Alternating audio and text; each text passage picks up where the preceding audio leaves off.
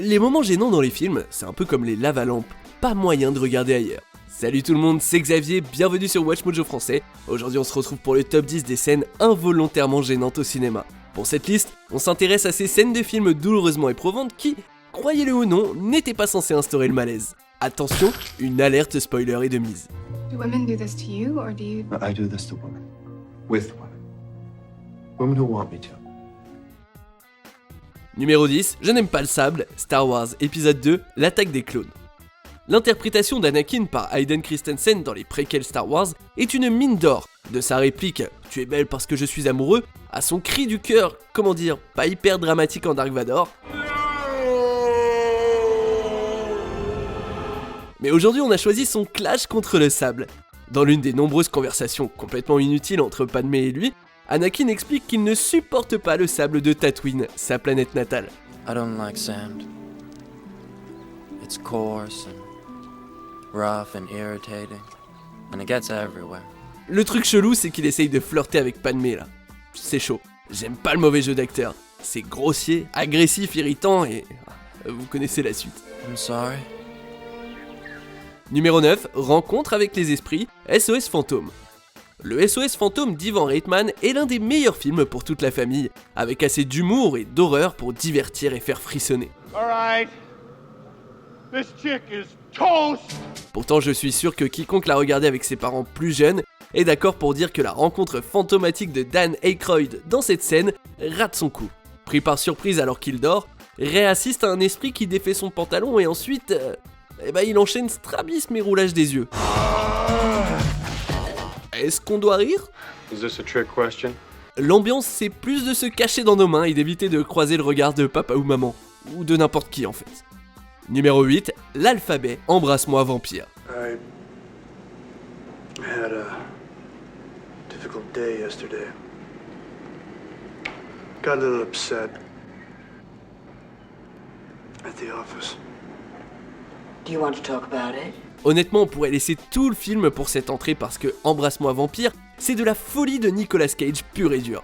Mais cette scène où il essaye d'aller au bout de ce problème de classement, c'est carrément un autre niveau. Imaginez que vous rassemblez au même endroit tous les traits emblématiques du surjeu de Cage dans une fenêtre de 30 secondes. Ouais, finalement, pas besoin d'imaginer, admirez plutôt. A, B, C, D, E, F, G, H, I, J, K, L, M, N, O, P, Q, R, S, T, U, V, W, X, Y, Z. On a toute la panoplie de Nick Cage. Les gesticulations, les cris au perché, les mains sur les hanches. Une véritable masterclass, un véritable tuto sur comment être Nicolas Cage. J'imagine qu'il était censé être théâtral, peut-être même un peu grotesque, mais là c'est juste gênant et douloureux à regarder. Ha! You call yourself a psychiatrist. Numéro 7, le repas de famille, Signe.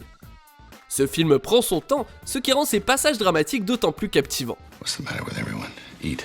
Mais cette scène de dîner où les personnages contemplent un monde qui touche probablement à sa fin est un passage intéressant. We aren't saying a prayer. Eat. En fait, ça commence bien, il y a de la tension et de l'émotion à revendre, mais d'un coup, ça devient largement exagéré. Alright. Since you're all not gonna eat, I'm gonna try some of everything. Mel Gibson s'attaque à la bouffe et tout le monde se met à pleurer. Qu'est-ce qu'on obtient quand on a 4 super acteurs qui essayent tous de voler la lumière dramatique des projecteurs ? Et ça. Numéro 6, le câlin de Voldemort, Harry Potter et les reliques de la mort, partie 2. La saga Harry Potter a quelques moments d'acting douteux. Genre, vraiment, me lancez pas sur le sujet de Harry qui pleure la mort de Cédric.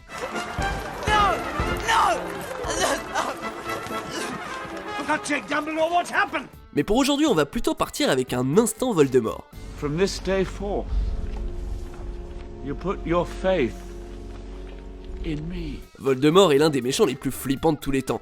Mais il y a un moment dans le dernier film où toute sa malveillance d'avant est jetée par la fenêtre. Alors que Voldy convainc le jeune Drago de rejoindre son armée de mange-morts, on assiste au rapprochement des deux qui se lancent dans ce qui est sans doute le câlin ou serrage le plus gênant de tous les temps. Well done. Ça a l'air imprévu, inattendu et déstabilisant, et c'est parce que ça l'était. Tom Felton, qui incarne Drago, a dit que ce n'était pas dans le script.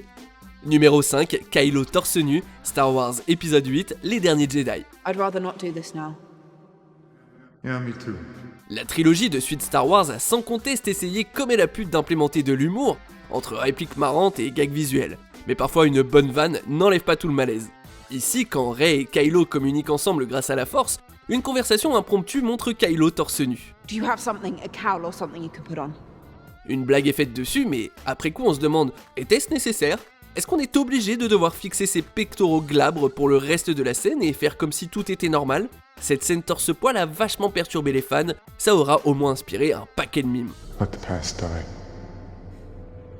Kill it, if you have to. Numéro 4, fuir le vent, phénomène. D'abord signe, maintenant ça. M. Night Shyamalan est décidément doué pour les scènes gênantes. Et celle-ci en est une belle, hein. C'est un thriller tendu dans lequel Mark Wahlberg incarne un professeur de lycée pris au milieu d'une menace apocalyptique où une toxine inconnue se répand dans les airs, provoquant d'innombrables morts. Let's just stay ahead of the wind. Flippant, hein ? Ouais, sauf qu'il y a un mais. L'air, comme on le sait, est genre partout. Et les gens en ont besoin pour respirer aussi. Alors quand le personnage de Wahlberg, qui enseigne la science, hein, et d'autres survivants essayent tant bien que mal de fuir le vent, c'est très embarrassant. Et involontairement drôle. Nothing happened. It was the size of the groups. Could this really be happening? Numéro 3, la démarche fière, Spider-Man 3. Ce film n'a plus besoin qu'on fasse les présentations quand on aborde le sujet des œuvres qui sont à côté de la plaque. Dans Spider-Man 3, il y a un tas de jeux d'acteurs pas ouf, et aussi, on peut remercier Tobey Maguire, du pavanage. Un symbiote alien en lui fait ressortir ce qu'il y a de pire dans l'ego de Peter. Il ne s'est jamais senti aussi confiant en lui. Si confiant d'ailleurs qu'il entreprend une sortie dans la rue où il se la raconte, pointant du doigt, faisant des signes de la tête, balançant ses cheveux chaque fois qu'il croise une femme. Et le jazz rend ça 1000 fois pire. Ce qui devait être la version cool de Peter est en fait la version gerbante de Peter. Enfin bon, au moins il ne danse pas. Oh mon Dieu ! Numéro 2, c'est l'heure de la dinde, amour trouble. On pourrait penser qu'un vrai couple de la vraie vie qui joue un couple à l'écran signifie une alchimie parfaite. Et bah pour ce qui est de Ben Affleck et Jennifer Lopez, dans le film Amour trouble sorti en 2003, les choses n'ont pas marché comme prévu. I don't even know why I had a crush on you back a long time ago when I first met you. That he cured me of. Universellement descendu par à peu près tout le monde et considéré comme l'un des pires films de tous les temps, Amour trouble est mauvais à plusieurs niveaux. La cerise sur le gâteau, c'est cette scène dans la chambre. Ow! What?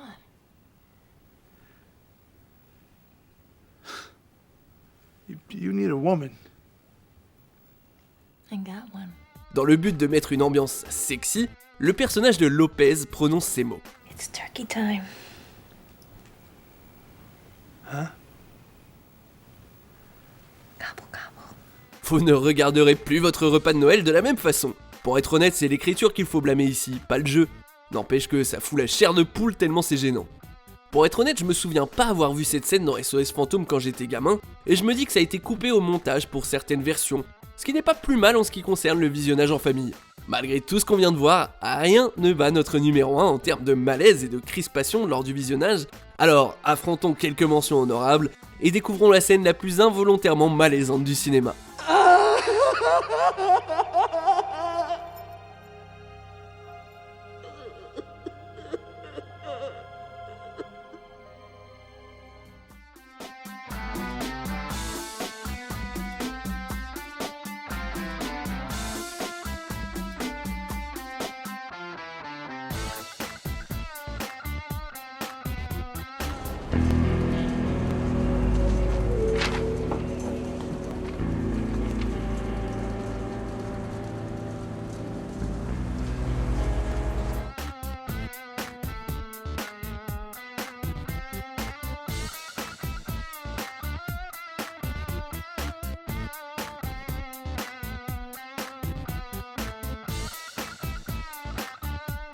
On arrive presque à la fin. Nous publions de nouvelles vidéos chaque jour, alors abonnez-vous et activez la petite cloche et les notifications sur téléphone pour ne rien rater. Numéro 1, pourquoi Lisa ? Pourquoi The Room. C'est facile de dire que toutes les scènes dans The Room sont gênantes maintenant, mais au moment du tournage, c'était censé être un drame sérieux, ce qui augmente la maladresse de cette scène. Get out of my life! Dans un moment d'emportement du personnage principal, Johnny, qui a appris que sa fiancée Lisa était infidèle, est furieux dans son appart et défonce tout ce qu'il a devant lui. Why, Lisa? Why?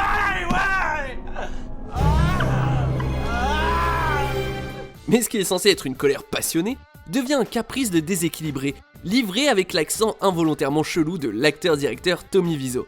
Et pour ne rien arranger, la conclusion qui suit est censée être tragique, mais c'est difficile de la prendre au sérieux, ne serait-ce qu'un peu. Why? Why is this happening to me? Why? It's over. God, forgive me. Vous êtes d'accord avec notre sélection ? Dites-le moi en commentaire et checkez cette autre super vidéo de Watch Mojo français.